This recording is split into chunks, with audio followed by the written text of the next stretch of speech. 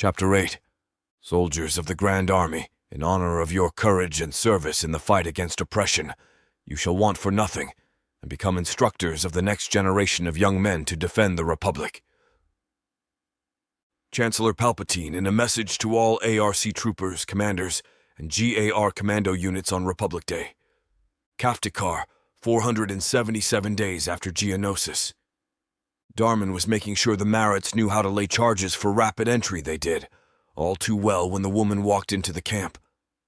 He couldn't tell it was a woman at first because she was wearing a freighter pilot's rig, multi-pocketed gray coveralls that engulfed her, and a heavy pair of Durasteel-capped safety boots.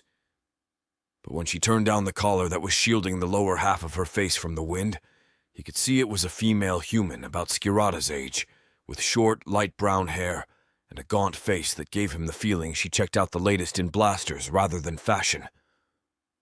She didn't walk like any of the women he knew, but maybe that was the boots.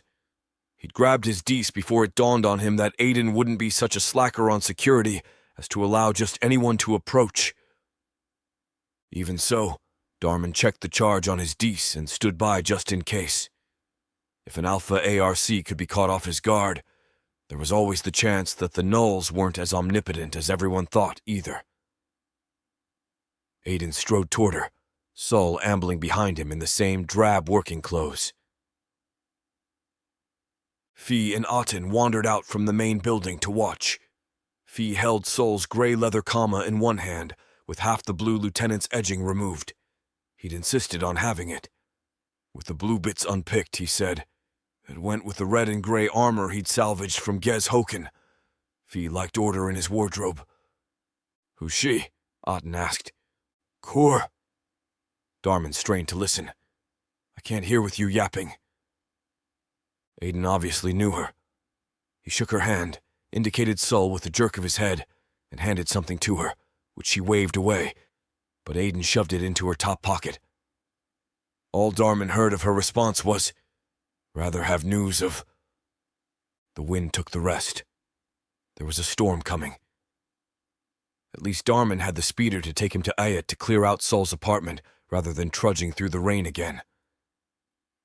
Sol seemed to be listening intently to the exchange between Aiden and the woman, and then they both turned to him and Aiden slapped him on the back. Sol's expression was set on what Darman now thought of as ARC default, deliberately blank, with one eyebrow slightly raised as if in disdain for the rest of the galaxy. That probably summed up ARCs pretty well. Come on, there's a good boy, the woman said, and beckoned to Sol to follow her. Astonishingly, he did. Long way to go. Aiden called after her. I'll do what I can, Nai, okay? So her name was Nai, and that could have been the entirety of it, or short for any number of names.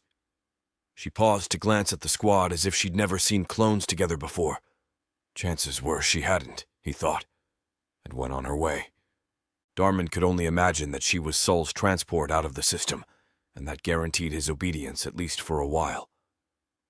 But if an ARC wanted to leave Kaftakar under his own steam, he could have found any number of ways to do it. Whatever Aiden had said to him during that ARC to ARC chat must have been very persuasive. Fee watched the incongruous pair vanish among the trees at the edge of the camp. The woman looked like a kid alongside Sol. Maybe it's his mother, Fee said, trying on the comma with a critical frown, and he's grounded for a month for not doing his chores. Stop going on about mothers. Aten seemed to have lost interest. You don't know what any of that means. It's all off the holovids, like some new alien species learning about humans. Yeah, well, maybe that's what we are. Fee undipped his helmet from the back of his belt and rammed it onto his head, shutting out the world again. His voice emerged from the audio projector. Aliens in a society of human beings. Excuse me, will you, gentlemen? I have to go play with some lizards. Sebs, the dominant Marit, scuttled around the camp but seemed to be keeping an eye on the squad. She could, after all, count, and maybe she was curious about the fluctuating number of clones in the area. If Aiden hadn't leveled with her, then Darman wouldn't either. I better go and clear any evidence out of Sul's place, Darman said to Aten. He prodded his brother in the chin, right at the end of the thin white scar that crossed his face from the opposite brow. It was still visible through his beard. "'Cause I can look like him and you can't." "You say that like it's a good thing?" That was another advantage of being a clone. It was easy to take a brother's place. Few folks would be any the wiser, except those who really knew you. Darman put on Sol's original clothes, noted that they were loose on him. Had he lost that much weight? And set off in the speeder for Ayat. On the journey he pondered the nature of mothers, and what it might have felt like to have one, deciding it must have been a lot like having Sergeant Cal around all the time. Kalbuir said they'd all missed the necessary nurturing of a parent when they most needed it as babies. Darman often wondered if he would have been a different man had he been nurtured. Whatever that meant in real terms, but he couldn't feel what was missing in his life, only that something was. Lots of things were, in fact. He'd only known what some of them were when he touched Eton for the first time, and Fee seemed to see many more things that were missing than even he did. Can it change the past? That was what Sergeant Cal said. Only the future, which is whatever you choose to make it. Darman couldn't feel angry about Sol's decision to make a run for it, only a vague envy, and an uncertainty about whether he would have done the same. Can't leave my brothers in the lurch. They put their lives on the line for me, and I do the same for them. He put it out of his mind and concentrated on the road, knowing that if he ventured any further into those thoughts, then things would start to become confusing and painful. He distracted himself with finding the route to Sol's apartment again, reversing the route he'd taken out of Ayat. Almost without thinking, Darman set the speeder down a little way from the apartment, walked around the block to check if he was being followed, and then ran up the external stairway to let himself in. A human male coming along the access walkway toward him nodded in acknowledgement to Darman, as if he knew him. "Your boss was here, hammering on your door," he said, not stopping. He kept talking and walking as he looked back at Darman. "You been away?" Darman was a lot more confident about his acting skills since the Coruscant deployment. "Yeah, I suppose I better explain myself to him." The man shrugged and went on his way. So far, so good. Inside the apartment, the place was as they'd left it after the scuffle with Sol. Darman hadn't cleared it out while he'd been waiting for Aten to return with transport, partly because he didn't know if they'd need to use the place for cover in the near future. The back of his hand still showed the neat purple depressions of Sol's no-holds-barred bite. It wasn't the kind of place he would have picked to live, Darman decided. There was no rear exit, and the windows were poorly placed to keep watch. Sol must have felt unusually safe to risk living in such an indefensible location, and that in itself was unexpected in an ARC trooper. Sol hadn't amassed a lot of effects in the couple of months he'd lived here. He had 2 changes of clothes in the closet, basic hygiene kit in the refresher, and a conservator full of food, as if he spent all his wages on it. That's what we're all like, isn't it? No idea what to do with possessions, but always hungry. Darman checked for anything else that might identify the ARC as being a GAR officer, and found a packet of crumbly, very sweet cookies that were irresistibly coated with seeds of some kind. He munched happily as he rummaged through the apartment. The place was military tidy and anonymous, apart from a neat stack of holozines next to an equally neat stack of holovid chips that showed Sol stayed home at night. Caged Nuna. Yeah, even an ARC found it hard to step outside the cage when someone opened it. Maybe Sol had been sampling the outside world at a distance through the entertainment that regular folks took for granted. Darman wondered where Sol was now, well clear of Gaftakar space anyway. The apartment's comm was flashing with unanswered messages. When Darman played them back, they were predictably a broken stream of angry invective from a male voice demanding to know why Kuval not Sol to his new acquaintances, then hadn't shown up for work again. There were also a couple of silent calls, brief clicks before someone shut the link again. Darman wondered where Sol had picked the name Kuval, and went on sorting through bins and other hiding places for any telltale links back to the Grand Army. It wasn't the Gaftikari that he was trying to throw off Sol's trail. It was his own side. Suddenly that bothered him, because now they were all complicit in helping the man Desert, and that was a lot more serious than going outside their rules of engagement on 000 to take out a few terrorists. There was no way this could be spun as getting the job done. Darmon was still checking the holovids to make sure there was no rental code on them that would lead back to Sol when his fine-tuned instincts told him something wasn't right. It was the way the silence outside seemed heavy. Sometimes there was the kind of quiet that was just ambient sound with nothing to disturb it. Then there was what he thought of as an effort to be silent. That was what he could sense now. Somewhere in his subconscious, his brain had processed something he hadn't even noticed hearing and tripped his alarm. There was someone outside. The blinds were still drawn. Darmon knelt on the floor and placed a sensor on the exposed tiles, trying to detect the faintest vibration. The red bars of the readout showed occasional spikes that usually meant footsteps, even though he couldn't hear movement when he concentrated. He took out his blaster, checked the charge, and squatted down behind a chair to see what happened next, holding his breath. When the doors opened very quietly, he didn't dare look around the chair and expose his position. Whoever had let themselves in held the two sections of the door apart so that it didn't close with a characteristic faint slap, but ease slowly back again. Then he smelled something very familiar, the faint scent of lubricating oil, the kind used on blasters and vibroblades. Darmon wondered for a moment if Sol had given his key code to a girlfriend and not mentioned it, but he knew what females smelled like, and this wasn't female. He wondered what kind of company Sol kept at work, and if his boss had run out of patience and sent someone around to teach him what happened to no-shows. But it didn't seem like that kind of place. People here seemed almost friendly. Darmon watched a shadow fall across the carpet against the hazy light filtering through the blinds. Then another one joined it, and there was the faintest creak. They knew he was here, but maybe it was the local police, and the neighbor had realized he wasn't Sol after all, and alerted them to an intruder. "So, Alpha 30, you thought you'd try a new career, did you?" He thought he knew that voice. No, that wasn't something the AIC cops would care about. The faint rustling of fabric and the occasional snatched breath came closer. Darmon squatted with his sidearm steadied in both hands. Then the shadow fell on him. He looked up into a masked face, eyes covered by a sun visor, and he was staring at a blaster muzzle as he fired. He pulled the trigger even before he consciously registered the blaster aimed at him, because his training and common sense and raw instinct told the primitive, self-protecting parts of his brain that a masked man sneaking around was a bad, bad sign. He shot him in the face. It was a simple reflex. The man fell backward with a grunt and a flash of blue light.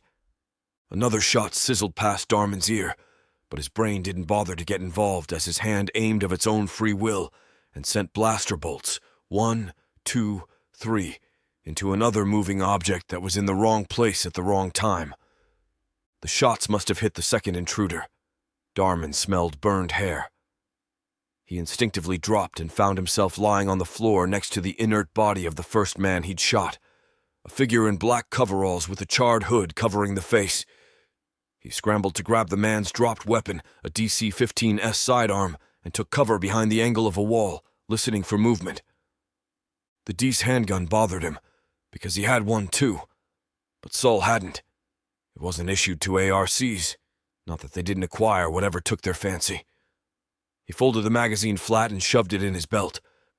Now there was no way out of the apartment other than back through the doors or out through one of the front windows. Getting cornered was a weird mistake for an assassin to make. Darmon was trapped in an apartment with someone who was trying to kill him, or Sul to be precise. Darmon knew he should have simply rushed the second man, firing both blasters, but he'd lost his momentum. If this was Republic intelligence, they were badly misnamed. They hadn't done a recce of the apartment. Republic stupidity, more like. Or maybe they'd been very sure they could take Sol anyway. Holovid directors would have been disappointed, he knew. But he didn't bother to call a challenge to the other man. He sprang to his feet and came out firing, because there was nowhere to hide in a place this small and no real protection offered by the furniture. It was simply a matter of who hit who first. Darman fired and fired and fired. The man, all in black, stepped out from the alcove near the door and took the blaster barrage full in the chest. It knocked him back a few paces, but he didn't drop, and that was when Darman knew he was in real trouble and simply charged him. He knocked the man flat with sheer brute force and got a grip on his head, jerking it so hard to one side that there was a wet, muffled snap, and the man went limp. All Darman could hear now was his own breathing. He sank back on his heels and listened hard in case there were more men coming. But there was nothing. Had the neighbors heard? Were the police on their way? He had 2 dead men on his hands. That wasn't an unusual situation for a commando, but it was bad news in a city that wasn't supposed to know it had been infiltrated. Before he decided whether to make a run for it, though, there was something he had to find out. Blaster aimed squarely at the head. He checked each body, grabbing the hood-like mask by the seam at the top and working it loose. Doing that one-handed was harder than it looked. The first man he'd shot was hard to identify with his face blackened and shattered, but he had familiar black hair. The second, he was recognizable, all right. And so was the gunmetal and purple armor disguised by his coveralls. It was the face Darman saw every morning when he shaved. He'd shot 2 clones, men just like him right down to the last pair of chromosomes. He'd killed 2 covert ops troopers. The GAR was sending clone assassins after their own men. Mongtar City, Bog V, Bogdan System, 477 days after Geonosis. "I think you should leave this to me," Val said as gently as he could. Laying down the law never worked with Skirata. A little cold distance might be called for. Skirata leaned on the rail of the bridge with one hand, while he honed his 3-sided knife on the metal. The thin, rasping sound set Val's teeth on edge. Mird rumbled with annoyance at each scrape, too. Beneath them, the most filthy and polluted river Val had ever seen attempted to flow like curdled milk. There was more debris than liquid. "I'm not sharpening it for the pilot," Skirata said. "That's what I meant. Kaminoans don't answer questions when they're in slices." Skirata didn't look up. His head was tilted down as if his focus was fixed on the blade, although it was always hard to tell where a helmeted man was looking. Eventually, after a dozen more intensely irritating scrapes of the knife, he sheathed it in the housing on his right forearm plate and paced along the bridge, then back again. Muriel was late and he hadn't calmed Skirata. "He'll be here," said Val. "I know. Nah. Even if he doesn't get the pilot, you've got the planet." "He'll get the pilot." Maybe it didn't matter if Muriel didn't find him. Dorama was 85% ocean except for the artificial resort islands, so any landing was easy to track. There was nowhere that Kuwait-Sai could hide a laboratory on the surface either. She'd have to go underwater. It explained the equipment being freighted around. Kosai was looking to build a hermetically sealed lab, maybe not just because she wanted it to be hyper-clean. Skirata flipped open his datapad and thrust it under Val's nose. There's the hydrographic charts, anyway. Val tried to make sense of the 3-dimensional maze of colored contours. Remember, it only goes down to 50 meters. The developers were too scared to risk surveying any deeper. Then the same goes for her. And she'd have to pick a natural rock formation to hide in, or she'd need to import a lot of heavy engineering to excavate something. You better hope it's within the 50-meter depth, then. Kamini-eyes aren't a deep-sea species. Skirata held out his hand for the datapad. If they were completely aquatic, or could cope with depths, they wouldn't have been nearly wiped out when the planet flooded. They just like to be near water, preferably without too much sunshine. So, what better place to hide than a nice sunny pleasure resort? Who's going to look for her there? Val snorted. Delta Squad. The Seps. Us. I didn't say she had any common sense. Typical scientist. All theory. No idea how bounty hunters work. Well, she's evaded you for well over a year. Yeah? And now she's run out of road. Vo hadn't actually disliked Tapoka in the 8 years he'd been cooped up there. Inside the pristine Stilt City, it could have been any urban environment. He didn't miss shopping and entertainment, so it was largely indistinguishable from Coruscant, although the lack of hunting troubled Murd. The Strill stalked Kaminoans instead. It even caught one once, but its prey was just the blue-eyed variety, the lowest genetic caste of Kamino, and the gray-eyed elite seemed only annoyed at the loss of a menial. Yes, that was probably the day Vao's ambivalence toward Kaminoans evaporated, and he joined Skirata in thinking of them as awa bait. And what are you going to do when you get hold of her? Take her research. And what? You think she'll have a file marked secret formula for stopping the aging process in clones? Do not copy! Skirata clicked his teeth, impatient. She'll need to be persuaded. No. You'll need to get her to work for you. That means no choppy, slicey. Or get another geneticist on the case. Of course, they're 10 a credit. They queue up at employment centers. Look, Wallen, I'm not stupid. I know there'll be a gap to fill between getting hold of the research and making it into something my boys can use. Just reality checking. Skirata's voice had the tinge of a smirk in it. And I can get my hands on a geneticist who knows her way around a Fett genome. Val kept his gaze on the riverside path, distracted slightly by a loud glop as something leapt from the river beneath and snatched a low-flying creature that might have been avian or insectoid. Either way, it was lunch now. Tell me you're not thinking what I think you're thinking, he said slowly. Skirata ejected his knife from his forearm plate again and resumed sharpening. A teen nearly got killed hauling her shebs back from Kilura. Might as well make it worth the journey. Oh, you are thinking it. You're insane. Dr. Uthens kept under tight Republic security, Chancellor's office level. Skirata just laughed. Val suspected he had no idea what his limits were, and that he'd get killed finding out the hard way. The fool should have grown out of it at his age.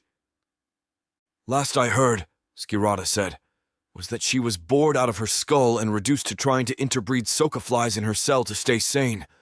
They don't care who they work for, these folks. No ideology. They just want to play with their toys. If she can develop a clone-specific pathogen for the Seps, she can apply Kosai's research. If you can take it apart, you can rebuild it, right? Val had to hand it to Skirata. He always thought outside the box. No, I'll consider that an incentive for getting Kosai to do the work. Skirata sheathed his knife again, and the two of them leaned on the bridge rail to contemplate the twin evils of polluted waterways and having to wait so long at their time of life. Myrd wandered around, rubbing its jowls on the bridge balusters to mark its territory. Here he comes, said Val. Muriel had acquired yet another form of transport. He had a great fondness for speeder bikes, and he seemed to be riding a different one every time Val saw him. He had no idea whether Muriel came by them legally or not, but the Null Trooper had a pillion passenger this time, and as the speeder drew closer it was clear that the being sitting behind him was a very scared green Twi'lek male. Val could tell from the way his Leku looked rigid. It was the Twi'lek equivalent of white knuckles. He's very persuasive, is Marika. Skirata ambled off the bridge and stood blocking the path, hands on hips. So you stopped for calf and cake somewhere, son? Had to take a call from Aiden Kalbuir. Muriel gestured to the Twi'lek to dismount. But I thought you'd want a face-to-face chat with our esteemed colleague here. He slid off the speeder and nudged the Twi'lek. Okay, Leb. Tell Kalbuir about your job on Dorama. It was legal, the Twi'lek said. I didn't do anything wrong. Course you didn't. Skirata always sounded at his most menacing when he was doing his paternal reason act. Just tell me about it. I delivered a consignment of 6 construction droids and dry lining materials to a barge half a click off the coast of Tropics Island Resort. Val tilted his head at Myrd, and the Strill went into its softening up routine, padding around the Twi'lek, brushing against his legs, and occasionally stopping to gaze up at him and display a yawning mouthful of teeth. It was a sobering spectacle. It sobered the Twi'lek right away. Can you show me on this chart? Leb. The Twi'lek grabbed Skirata's proffered datapad and tapped frantically on the small screen, Leku quivering. There, he said. I checked the coordinates. The barge was there, moored out to sea. Skirata held the shaking datapad steady for him. Did you collect anything later? No, nothing. One-way journey. What did the barge look like? Any propulsion unit on it? Only a maneuvering repulsor. The kind the resort hotels use to round up the pleasure craft after a storm. Val started calculating in his head. And you'd recall the weight of materials you delivered. I had to make several trips from the resort, because the barge couldn't handle it all at once. So the barge was unloaded a few times? Skirata asked. Oh, yes. How long did that take? I waited maybe 20, 30 standard minutes after each drop. And who collected the stuff? Human male, not very old, brown hair.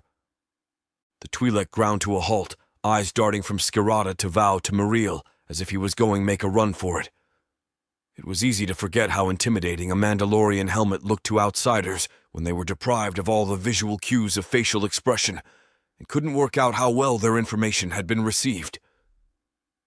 Skirata moved his hand to his belt, and Leb flinched.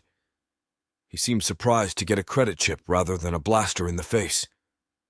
Thank you for your cooperation, son, Skirata said, and patted him on the cheek with exaggerated care. Leb hesitated and then jumped on the speeder. So it was his, after all. Muriel turned to watch it go. What a helpful fellow, Val said. Are you going to draw the search radius on the holochart, or shall I? Well, better find out the maximum speed of a Doroma resort barge first. Muriel took off his helmet and scratched his cheek. I'm piloting, yes? Skirata nodded. You okay with that? If Ord Ika can drive the crate straight out of the manual, so can I. Let's get moving. And Auden had some worrying news. Skirata stopped in his tracks. How worrying? Why didn't he call me? He called me. It's tangential, let's say. Spit it out, Marika. Someone sent 2 covert ops troopers after the ARC who went AWOL on Gaftikar. Sent after as in assassination, but they ran into Darmon instead, and he slaughtered both of them. He's pretty upset. Val didn't need to see Skirata's face to guess what he was thinking. They made their way back to Ihan in silence and sealed the hatches, preparing for takeoff. Skirata sat in the co-pilot's seat and flipped switches. Who ordered it, Marikal? He asked quietly. Muriel propped his datapad on the console, glancing at it as he carried out his instrument checks. I don't know, but it's not necessarily Zay.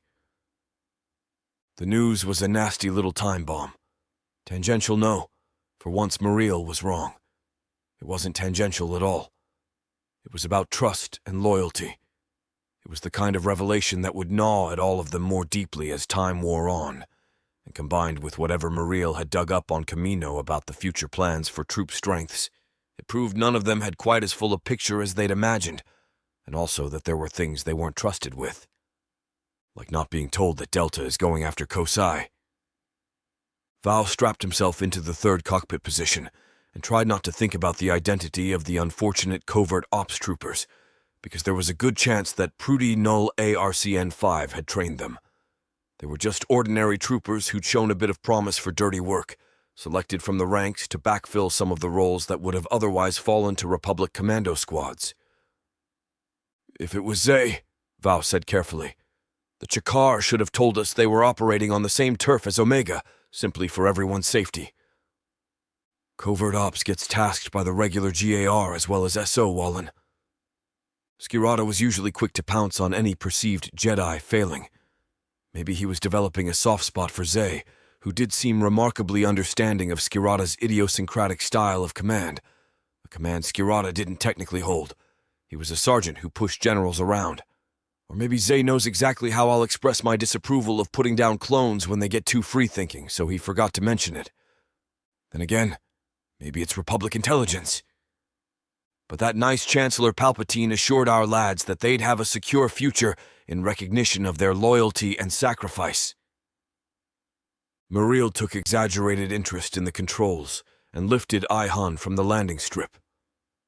Either way, we clone boys know just how much the Republic loves us when push comes to shove, don't we? And we won't forget that in a hurry. Skirata put his hand on Muriel's shoulder. We can only trust our own son. Like the covert ops guys. You think they had all the facts in front of them? You think they had any choice? These were almost certainly men they knew, and that made it hard to swallow. Val wondered if they would still have carried out their orders if they'd been sent after Prudy or Muriel, or Ordo, or any of the Special Operations men or Mandalorian instructors who taught troopers their commando skills. Val marveled at Skirata's continuing ability to absolve clones of all blame, but he did have a point. Humans follow orders, Val said. Even human Republic intel agents, of course. We're herd animals. We all default to training. Well, I'm defaulting to mine. Skirata gave his restraining belt a couple of tugs, as if he didn't quite trust Muriel's ability to execute a smooth acceleration to the jump point, which is covering my Shebs and my boys. How exactly? Val asked. Safe haven, a few credits, set him up in a better line of work, new identity, and a new life. Yes, I know all that, but how are you going to do it? You can't exactly place an ad.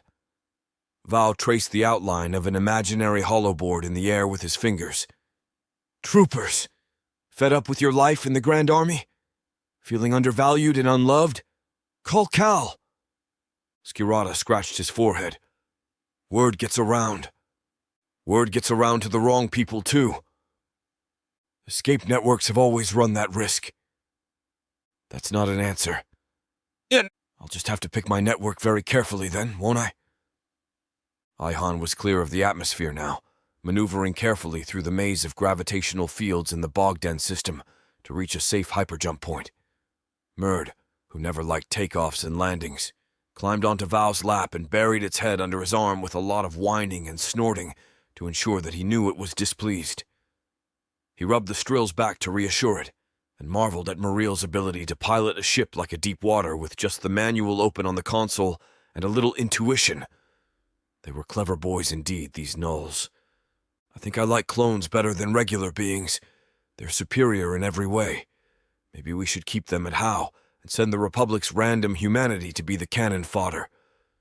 Val had little time for anyone else, regardless of species, but the men of the Grand Army were a different matter. It was, he realized, one of two things that stopped him and Skirata from killing each other: their mutual respect for the clone soldiers who had taken over their lives, and the fact that Mandalorians put aside their rifts when presented with a common threat from Aruatis. You do realize, he said to Skirata, that if the troopers were given a choice, most would opt to stay in the army anyway? I do. We all prefer the comfort of what we know best. They'd be as dead as volunteers as they'd be as slaves, Cal. But they'd have a choice, and that's what makes us free men. Actually, that's a load of Osic. Plenty of free beings in the galaxy don't have a vote and don't get a choice about what they do each day. There's a very blurred line between slavery and economic dependence. Yeah. Well, if you want to argue about the continuum of oppression, clones are still at the extreme end of the graph. So I'll concentrate on them rather than the downtrodden masses, thanks. The landscape of loyalty was shifting with each passing day. First, it had been a matter of worrying about what would happen to troopers when the war ended. Now they were discussing men who deserted while the fighting was still going on. Cal, would you rather fight for the Separatists? Ideologically, you know I would. The Republic's a crumbling bureaucracy at best and a cesspit of corruption at worst. But I joined for the credits, and I stayed for my boys. That's your excuse?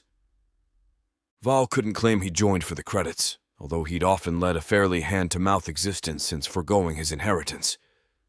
But he stayed for the same reason Skirata did, even if he had no intention of admitting that to him.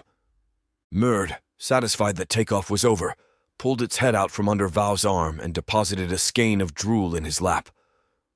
On reflection, Val said, groping for a cloth to wipe his pants, I think it's the elegant lifestyle. Teklet, Kilura, 477 days after Geonosis. Ordo knew his limitations, and learning obstetrics from a manual was a lot riskier than piloting a new ship the same way. Requisitioning a top-of-the-line med droid from a supply base en route had cost him time, but would greatly improve Etain chances of carrying her child to term. And if the droid couldn't hack it, then... No, he'd face that if he had to, and not before. He sprinted across the snow from the landing strip, with the droid struggling behind him. It was big and heavy, and not adapted for rough terrain. "Meh, Captain, I still need to know what procedure I have to perform," it said peevishly. It was a 21B model, and he had a professional ego on a scale with his extensive surgical expertise. I was awaiting deployment to a more significant theater of war. Where are my nursing assistants? Ordo reached the door of the HQ building as indicated on his datapad chart, and bypassed the security locks almost without thinking. Don't you take some sort of oath to help the sick and injured, 2-1? No, and it's Doctor. I'll make one up for you then, Doctor. As the doors opened, Ordo came face to face with a clone commander in yellow livery. It starts with, I pledge to keep my vocabulator offline as much as possible. Captain, said the commander, I didn't know you'd be bringing a med droid. Specialist stuff, sir. So this was Levitt. Ordo reminded himself that he was outranked here, technically. We can't afford to lose any more Jedi. It takes longer to make them than to grow us. Where's General Turmukan? Levitt gestured upstairs. Good luck. She seems not to realize that I know she's Yai-Hadla. Ordo was always surprised to find any clone outside the special operations ranks who knew more Mando'a than just the words to Vodian. He was especially taken aback by one with enough fluency to know the word for pregnant. Ah, Ordo said noncommittally. Levitt had somehow earned the nickname of Commander Tactful, and now he knew why. Mando'a wasn't one of the languages generally programmed into med droids. Really? I humored her, but she has her reasons for not discussing it, and I never argue with the general if I can help it. Levitt slipped his helmet on. The Jedi Council doesn't like fraternization within its ranks, so I imagine the poor woman is terrified. Ordo waited for the next bombshell to fall, but Levitt went no further in his analysis, and seemed content to think that another Jedi was the father-to-be. Maybe he hadn't considered the possibility of a humble clone, although there was plenty of speculation about other generals and the nature of their social lives. I'll be diplomatic, Ordo said. There was the small matter of making sure that the med droid kept his vocabulator shut, but that was a technical detail. Once he'd treated Etain, he'd need a full-spec memory wipe. Ordo hadn't mentioned that to him yet. Etain was propped up on pillows, eyes closed and hands clasped in her lap, and there was no obvious sign of the shapeshifter. She looked past him at the droid, then sighed. Hello, Ordo, she said quietly. Sorry you had to be dragged all this way. I know Cal's worried about me when he sends you. She could always tell one clone from another, even without looking, just from the impression he made in the Force. Ordo knew she found him disturbing. Maybe it was the waking nightmares and the frustration that swirled around in his unguarded thoughts. He could keep a lid on it. But she knew it was there just as surely as Calbuer did. And how are you, General? It was as good a place to start as any. Are you still bleeding? I think I should be asking those questions, the droid said. He pushed past Ordo and leaned over Etain, ejecting an array of sensors and probes from his chest. She stared at him in disbelief. Any pain? I have to examine you. 2-1's arm came to a sudden halt, and Ordo thought he'd malfunctioned. He seemed to be struggling to move. Etain gave him a narrow-eyed stare. She'd apparently declined help from the other med droids, but this was the equivalent of the chief of surgery. You better warm those appendages of yours first, Tinny. Ah, you're a Jedi, of course. There was an ominous grinding whine from his servos and the faintest smell of overheating. The sooner you release me, the faster I can complete the examination. I'm glad we understand each other. The droid's arm suddenly jerked, and he tottered slightly. Etaine's use of the Force seemed to be a lot more precise these days. I'm about 90 days pregnant. I wasn't informed of that. Well, now you know. I've been accelerating the pregnancy with a healing trance, so I'm probably in the 5th month in terms of development. My databanks make no mention of Jedi being able to do that. How? It's not a precise science. I just meditate, really. He's been kicking, so I'm guessing how far things have progressed. So you've been under a physician's care, had routine scans? No, I'm a Jedi, and we can detect that stuff. Etain glanced at Ordo as if appealing for support. The baby's reacting strongly, and I know he's been upset by the fighting, or at least to my reaction to it. Impossible, 2-1 said. Higher brain functions don't appear until 26 weeks, and even with acceleration. Look, you'll just have to take my word for it. And I'm still losing a little blood, and having cramps. Ordo stood back to watch the show. The droid and Etain seemed to be having a standoff, staring at each other as if she was daring him to lay manipulators on her. Then 2-1 took out a scanner and passed it over her belly. Oh my, he said primly. My database suggests this is the equivalent of a 6-month fetus. Told you so. 2-1 hesitated, and then parted the heavy cloak that Etain was still clinging to. There was a visible bulge under her tunic, but nothing that would make anyone stop and stare. Ordo found himself suddenly fascinated in a macabre kind of way.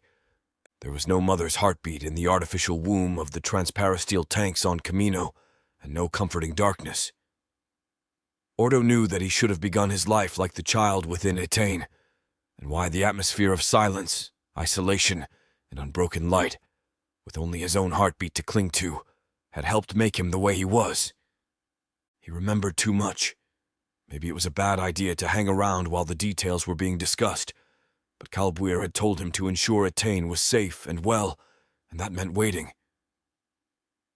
Ordo, how did we ever learn to be human at all? If bloodlines and genomes don't matter to Mandoade, what makes me a human? Ordo? Etain gave him a meaningful look. What? I know nothing phases you, but... Well, I'd prefer you to wait outside while the med droid completes the examination.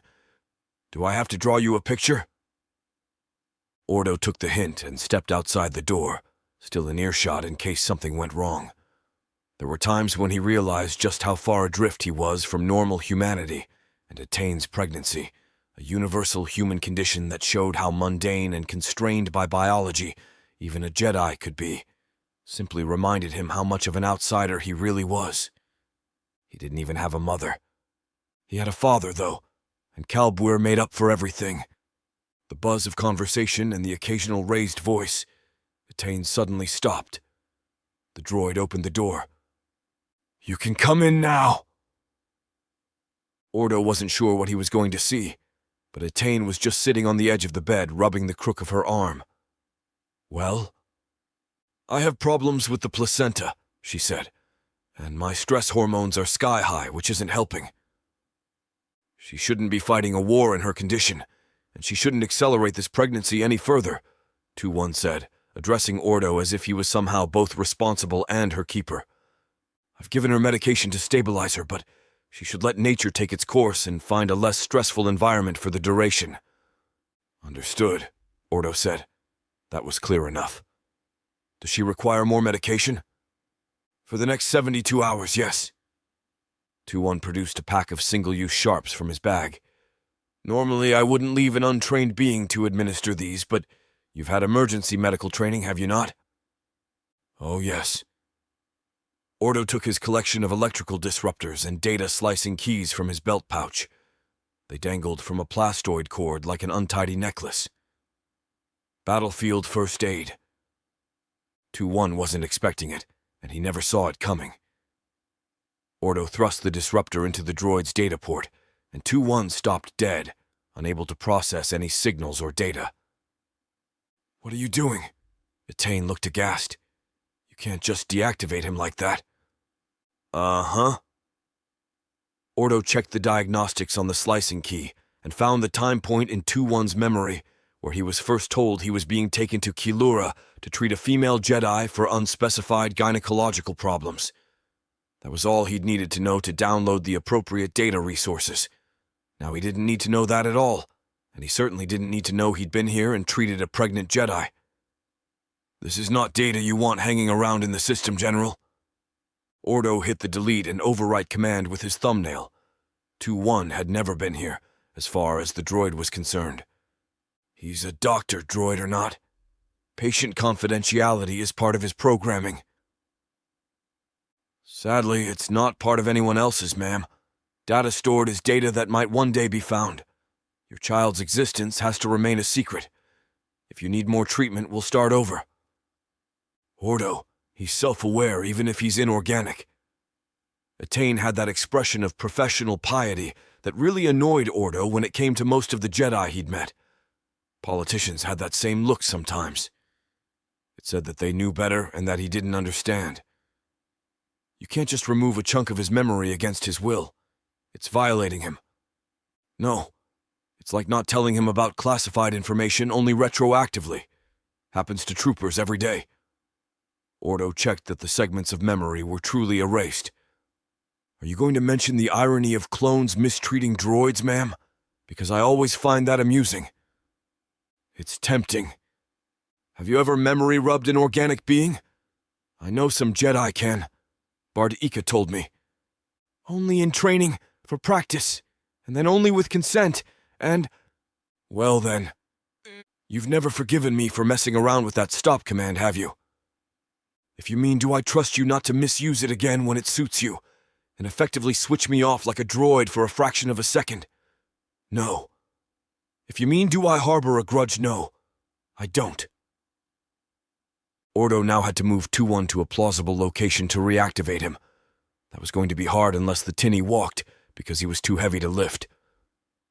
I suggest you go and hide in another room while I fire him up again and fill in the gaps. And afterward, I'm removing you from Kilura for the time being. Get your kit. Can I just take it easy here? And what are you going to do when you hear the artillery and Levitt comes back to report to you on the day's casualties? Attain looked over 2-1 as if seeking inspiration, then nodded. She got to her feet and disappeared along the landing to another bedroom. Okay, Doctor. Wakey-wakey time. Ordo rebooted 2-1 and stood back to watch his reaction. Did I malfunction? Asked the droid, clearly disoriented. I have an unreadable sector in my memory. Corrupted data, Ordo said casually. It was true from one perspective anyway. He definitely corrupted it, so much that it was unrecoverable. I rebooted you. You're on Kilura. They're a little short of medical support, so I assigned you to Commander Levitt. You might have to deal with the local militia's casualties, too. A patient is a patient, Captain. He pressed the diagnostic panels on his arm. Most disturbing. I hope I haven't lost any significant data. 2-1 sounded a little humbler than he'd been pre-wipe. If Ordo hadn't known better, he would have said the droid was worried about his lapse of memory, scared even. Everyone said droids couldn't feel fear. What's fear anyway? A mechanism to save you from danger and destruction. All droids were programmed to avoid unnecessary risk to themselves, and only the level of necessity varied according to model. If that wasn't fear, Ordo didn't know what was. He'd have to think about droids differently from now on. But that didn't mean he wouldn't blow them to shrapnel if they got in his way. He handed 2-1 over to Levitt, who was still waiting downstairs, and the commander dispatched the droid to the landing area to await incoming vessels. I'd like to keep the General's condition between the two of us, to spare her embarrassment, Ordo said. The droid's been wiped. You can never be too careful. Funny people, Jedi. Indeed they are. Levitt projected the holochart above the table in the cramped room he used as an office. It still smelled too strongly of Trandashans for Ordo's liking. Now, what was this about the General? Sorry, I have a terrible memory. Levitt knew, and there was only one way of permanently scrubbing a human memory that Ordo trusted. But his conscience, the rules of decency that Kalbuir had instilled in him, said to leave the man, this brother, alone. I'm going to have to remove her for a while. I assume you're happy to continue the removal of the colonists here on your own. Oh, I think we can blunder along. How long until the planet's cleared? Another week, maybe, depending on how they react. We're losing too many men to mines. The locals are very good at concealing them from sensors with metal chaff, so we're adjusting our tactics. Either they come out quietly and board the transports, or we'll call in air support. Levitt traced his fingertip through the three-dimensional representation of the Tingle Arm in the northeast quadrants. The 35th is due to take part in the assault on Gaftikar, so we need to clean up here, even if that means getting a little heavy-handed. There wasn't a better time to move Atone. Once she knew how tough things were getting for Darman, she'd be tempted to seek him out. Gaftikar was relatively close to Kilura. Ordo paused in the hallway to check the messages on his datapad. Jusik had reported Delta's latest position on their way to Dasucha. Kalbuir was on his way to Dorama.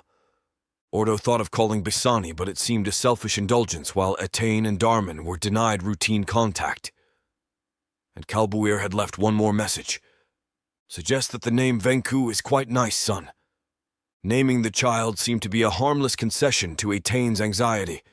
If Darman or the child himself didn't like the name in due course, then it could always be changed. Ordo tried to imagine how Darman would react when he found out that nobody had told him about the baby, and that he was the last to know. Ordo was sure he would have been upset if he'd been in the same situation, however necessary it might have been. General, Ordo thudded up the stairs. Are you ready to leave? Atane emerged with a rough bag over her shoulder that looked like it had one change of clothes in it. Jedi didn't have much by way of possessions, just like clones. I need to say goodbye to Levitt, she said. He knows you're pregnant, by the way. He's not blind or stupid. Atane paused on the stairs for a moment. Oh. And... Come on, the name's important to her, and it's important to Kalbuir, or he wouldn't have passed it to you. Cal says Venku is a good name. Atane looked totally distracted for a second and her lips moved. Venku, she said at last. Venku. Does it have a meaning? It's derived from the word for future, Venkuyot. In the sense of... a positive future. Ah. She nodded and managed to smile. The future was obviously as tantalizingly fragile for her as it was for any clone. Tell Cal, it's an excellent name. Ordo waited by Mariel's shuttle and took in the clean silence of the snow while he waited for Atane to say her goodbyes. Every time he tried to be civil to her, he couldn't seem to make it work. It wasn't as if he even disliked her. He just couldn't find any common ground, despite the parallels in their lives. She emerged from the building and trudged through the snow, seeking out the path already worn down by boots. Where are we going, then? Ordo opened the hatch. A resort beach. You're winding me up, aren't you? No, it's what I believe they call a tropical paradise. I'll acquire a change of clothes for you. Atane settled into the co-pilot's seat and looked like she was having trouble taking it all in. Ordo suddenly had an insight into the mind of a Jedi who wasn't comfortable with authority like Zay, or happy being one of the ordinary people as Jusik was. She has never done this. She has never been somewhere purely for relaxation. She acts as institutionalized as any clone trooper, and there's no Kalbuir to look out for her. Yes, he pitied her, as he'd told her once before. It surprised him that he could, if being grateful that he wasn't her was pity. I don't feel right about going to a resort when men are still fighting, Ordo. And indulging in self-flagellation when you're pregnant and in danger of losing the child serves no purpose at all. I suppose that's your unique way of telling me to be kinder to myself. It was so much easier to have a conversation with Bisani. She was a precise woman and endlessly patient when he didn't understand some finer point of civilian etiquette. Dorama, Ordo said, trying hard for Darman's sake. Mariel says it's an excellent place to relax. Kalbuir had only told him to make sure Atone was safe and well. He hadn't told him not to return to the hunt for Kosai. Like Atane, Ordo didn't like sitting on his shebs while the people he cared about were facing danger.